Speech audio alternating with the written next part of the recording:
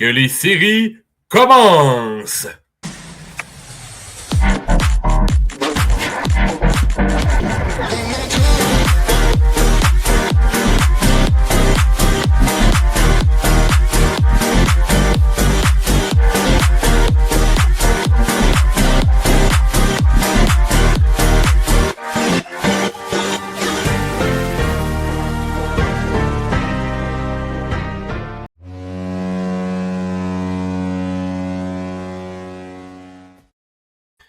Eh bien, bon début de semaine à tous. P.O. Normand à votre compagnie. Et bien sûr, mon acolyte de toujours, Philippe Auclair. Philippe, ça va bien?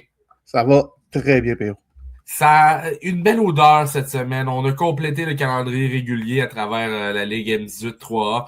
Et là, les séries débutent. Mais avant tout, je voudrais que tu nous fasses un petit résumé du dernier week-end d'activité. Alors exactement, là, la saison qui a commencé lors de la fin de semaine de la fête du travail avec le premier match de la saison entre les Lions du Lac-Saint-Louis, le Blizzard du séminaire Saint-François. C'est terminé dimanche avec 4 parties au programme, mais il y avait beaucoup d'actions là, au cours de la dernière semaine, beaucoup de bagarres là, pour le positionnement au classement, dont la division CCM, là, où Laval-Montréal a finalement confirmé son titre de champion de division. Malheureusement, le Collège Esther Blondin a terminé sa saison avec 2 défaites consécutives. Ils avaient juste besoin d'une seule victoire là, pour confirmer le championnat. Malheureusement, là, Laval-Montréal ont profité des fameux points de prolongation et de tir de barrage là, avec 7 matchs perdus en prolongation de tir de barrage, contrairement à 1 pour Esther Blondin. Donc, Esther Blondin avait plus de victoires.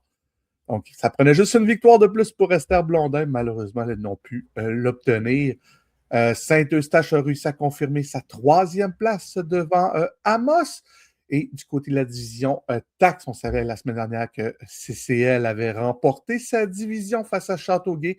Mais Magog a confirmé son titre avec 2 victoires au cours de la dernière semaine.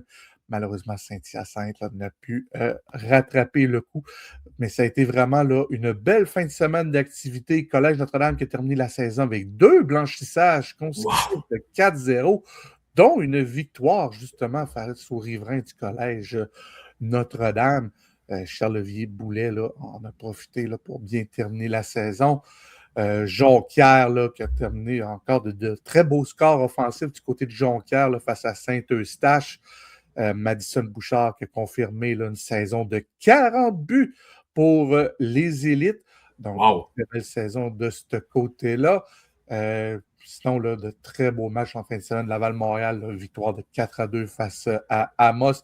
Et le Blizzard du séminaire Saint-François qui a confirmé sa 41e victoire pour ainsi égaliser le record 2018-2019 des Chevaliers de Lévis avec une fiche de 41 victoires, une défaite seulement. Donc, presque immaculé.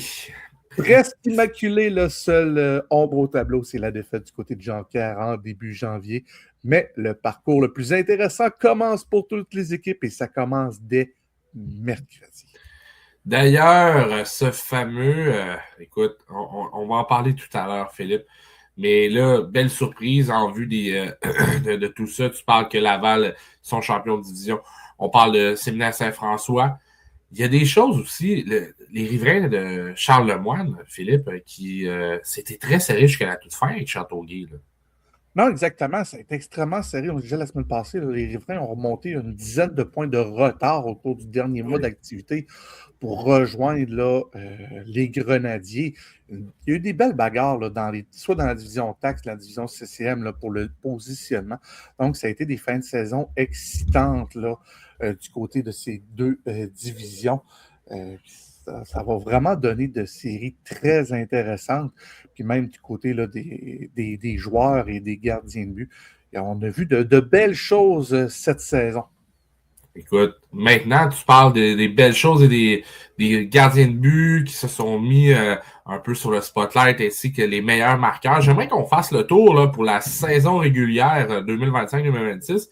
Parle-nous là, un peu qui étaient les as des as à travers le circuit là-bas. Ben, le meilleur marqueur du circuit, là, Charles-Étienne Boulet termine la saison avec 34 buts, 29 passes, 63 points. Cette saison, 47 là, de pourcentage d'efficacité sur les mises en jeu. Wow! Honnêtement, là, et Zachary Chouinard, son coéquipier, là, 19 buts, 40 passes, 59 points, ont vraiment très bien pris la relève suite au départ d'Éloi Bénard là, pour Sherbrooke au fait. Donc, ils seront grandement surveillés en séries éliminatoires là, du côté du Collège Notre-Dame.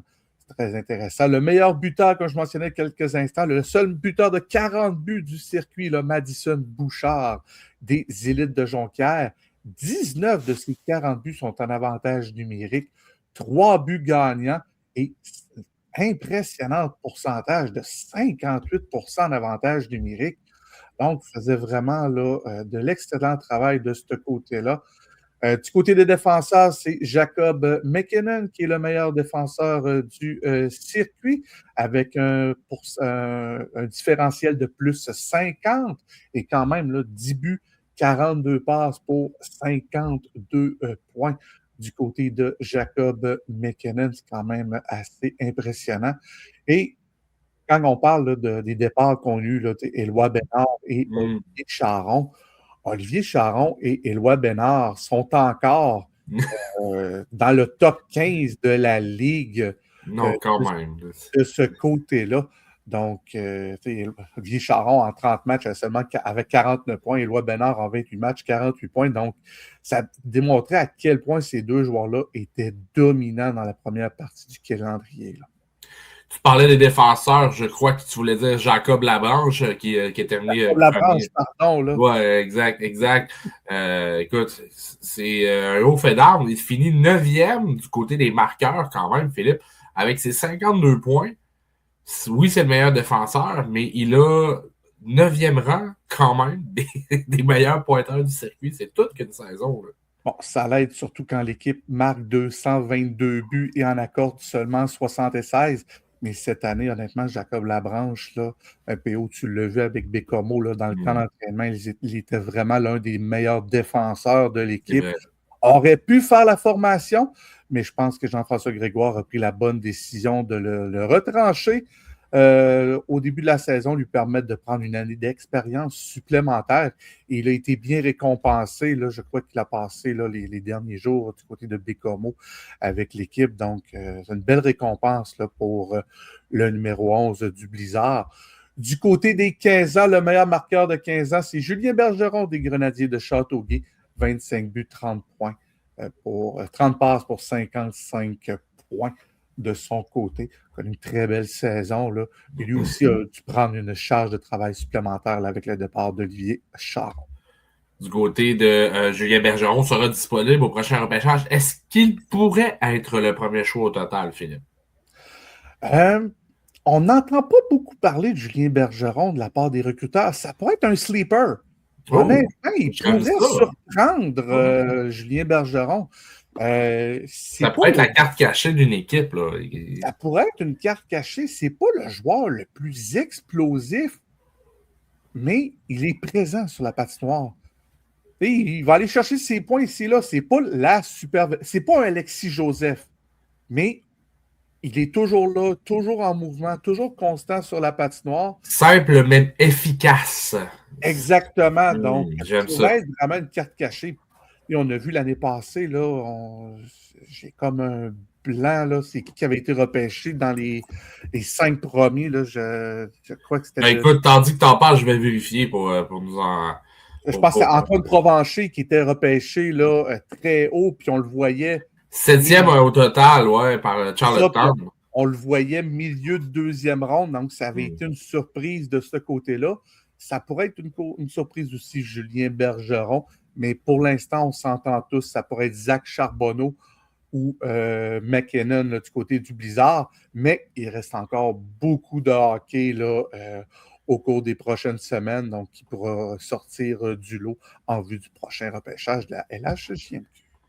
Et on continue maintenant, on a parlé des meilleurs joueurs attaquants, défenseurs, mais je veux qu'on parle des gardiens de but. On va faire plaisir à certains aussi. Là. Les gardiens de but ont très bien fait, puis j'en ai deux en tête. Écoute, les gars du Séminaire Saint-François ont eu une très, très belle campagne. Là. Non, ben exactement, ça l'aide lorsque tu remportes 41 victoires. Donc, Thomas Bédard termine avec une saison parfaite de 24 victoires, aucune défaite, 1,66 moyenne de Bell, 5 blanchissages, 930 pourcentage d'arrêt, donc seulement 40 buts accordés en 140, 1442 minutes de jeu.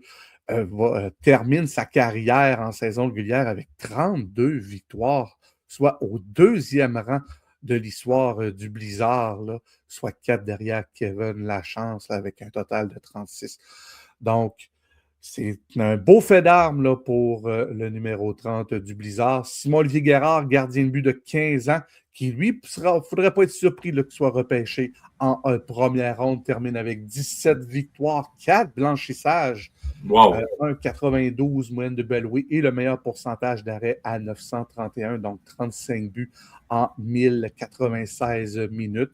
Mais cette année, là, il y a 18 gardiens de but du MD3 qui ont récolté 10 victoires et plus. Donc, ça a quand même été là, une belle saison là, paritaire du côté des gardiens de but. Des bons duos là, qui ont connu de belles saisons. On parle à Zachary Lennes, Nathan Gagnon du côté de Lévis, C'est vrai. Benjamin Tremblay et Léo Bélanger du côté du Collège Notre-Dame, Yundi Kai, Nathan Boulanger du côté du Collège Esther Blondin, Samuel Rodrigue, Joseph Poupard du côté de CCL et Pépin Chénier du côté de Châteauguay. Donc, les très bonnes équipes voient leurs deux gardiens extrêmement bien performer. Donc, ça va Des être... bons duos de gardiens de but là, qui permettent d'avancer à travers tout ça. Là. La règle du 40% du M18-3, où les deux gardiens doivent au minimum garder 40% des minutes de jeu, permet de bien développer justement là, ces jeunes gardiens de but. Donc, c'est intéressant de voir là, que les deux gardiens sont capables de performer et d'aller chercher des victoires. Puis on sait que souvent en séries éliminatoires, là, ça peut être important. On joue souvent beaucoup de matchs collés, souvent des 2 en 3, des 3 en 4, des 3 en 5. Donc, souvent, on peut voir là, les deux gardiens de but disputer des matchs.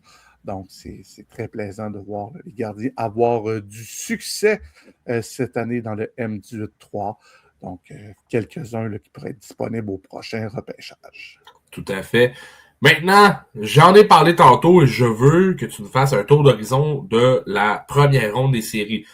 Très important de savoir, ceux qui vont écouter notre capsule, il y a des équipes qui ont été champions de division. Eux, ils ont un laissez-passer pour la prochaine ronde. Ce qui veut dire qu'on a seulement trois affrontements à vous décrire aujourd'hui, mais ça sera 3 affrontements quand même très, très intéressants à suivre.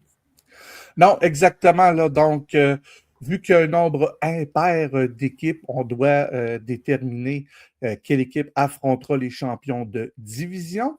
Donc, les équipes 4 contre 5 de chacune des divisions doivent s'affronter dans une série 2 de 3 quarts de finale. Donc, ça commence ce mercredi 25 février du côté de Saint-Hyacinthe, Amos et Trois-Rivières. Donc, les Lions du Lac-Saint-Louis affronteront les Gaulois de Saint-Hyacinthe. L'Intrépide de Gatineau sera du côté de Amos et les Élites de Jonquière sera du côté de Trois-Rivières. Vendredi, on retourne de l'autre côté, donc Saint-Hyacinthe du côté de Lac-Saint-Louis. Amos sera du côté de Gatineau et Trois-Rivières sera du côté de Jonquière. Et si on doit aller lors d'un troisième match, bien, on retourne au domicile, à domicile. Donc, les Lions seront du côté de Saint-Hyacinthe, Gatineau, Amos, Jonquière et Trois-Rivières. Donc, dès dimanche, on aura l'identité des 3 équipes qui affronteront les champions de division, soit le Blizzard du Simna Saint-François, le Rousseau Royal de Laval-Montréal ou les Riverains du Collège Charlemagne. Les séries demi-finales de division qui débuteront le 4 mars. Et nouveauté cette année, dès qu'on aura passé les premières demi-finales de division, on va faire un reclassement de ligue. Donc, on va prendre le classement général de la ligue. Donc, les 6 équipes qui vont remporter là, les demi-finales de division, on prend le classement général de la ligue. Donc, on va faire là, un 6, 2, 5. Donc, ça va être très intéressant. Donc, on pourrait là donner un exemple. On pourrait voir, par exemple, une confrontation Lévis et Saint-Augustin en finale ou, exemple, Esther Blondin contre Laval-Montréal. Donc, les bonnes équipes pourront rester là, le plus longtemps possible et pas se retrouver en série repêchage. Donc, c'est une belle nouveauté cette année. Et finalement, on l'attendait, la finale, la Coupe Jimmy Ferrari sera un 4-7. Voilà. Donc, l'équipe locale pourrait remporter la Coupe Jimmy Ferrari sur sa patinoire, ce qui pourrait être extrêmement intéressant. Ouais. Donc, des belles nouveautés cette année là, dans ce 50e anniversaire du circuit Lévesque. Et bien sûr, là, suivez-nous sur À la Coupe. Là, on sait que le format des séries, des fois, ça peut être compliqué, surtout avec les séries repêchage. Donc, dès la semaine prochaine, là, dès lundi prochain, là, on va vous tenir encore plus informés là, du calendrier des séries, comment ça va fonctionner. Et là, pour l'instant, c'est les quarts de finale de division, 2-3 pour savoir qui va passer au prochain tour. Ça va aller très vite et comme Philippe l'a dit, suivez-nous, on va suivre le tout pour vous. C'est ce qui met fin à cette première capsule des séries 2026 dans le circuit MD3A. Merci aussi à Puissance Numédia qui a permis la production de cet épisode-ci. Merci à toi, Philippe, d'être là à tous les semaines. Et à mon tour de vous remercier, vous, chers spectateurs. Si vous n'avez pas la chance, donnez-nous un petit pouce pour nous encourager et abonnez-vous à la chaîne de la Coupe. Pour nous, c'est notre paye. On fait ça bénévolement, mais c'est tellement gratifiant de recevoir des pouces et des abonnements. Donc, merci à vous. Bon début de série et bonne semaine à tous. Bye bye.